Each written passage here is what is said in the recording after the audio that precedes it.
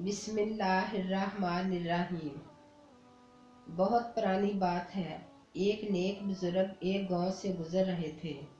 उन्होंने देखा कि एक शख्स अपनी पकी हुई फसल की गांठें चोरी छुपे किसी दूसरे के खेत में फेंक रहा है।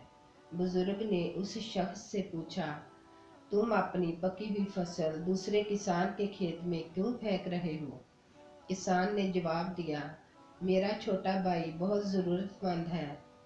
इस साल उसकी फसल अच्छी नहीं हुई।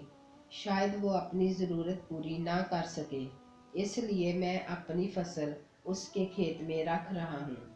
बुजुर्ग ने कहा, तुम अपने भाई की मदद अपने हाथ से क्यों नहीं कर देते?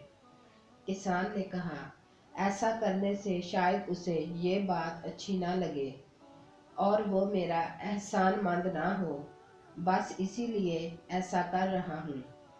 बुजुर्ग इस बात पर बहुत खुश हुए और आगे बढ़ गए।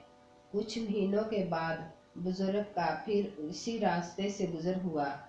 देखा कि जो शख्स चंद माह पहले अपने छोटे भाई के खेत में अपनी पकी हुई फसल की गांठें फेंक रहा था, अब छोटा भाई उसी तरह अपने बड़े भाई के खेत में अपनी फसल की गांठें रख रहा है।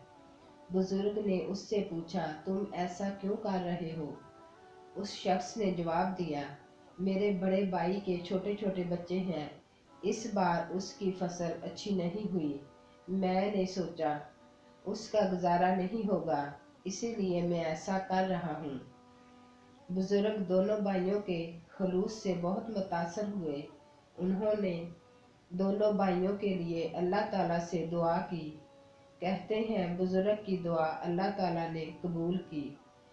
उसके बाद दोनों भाई माला माल हो गए।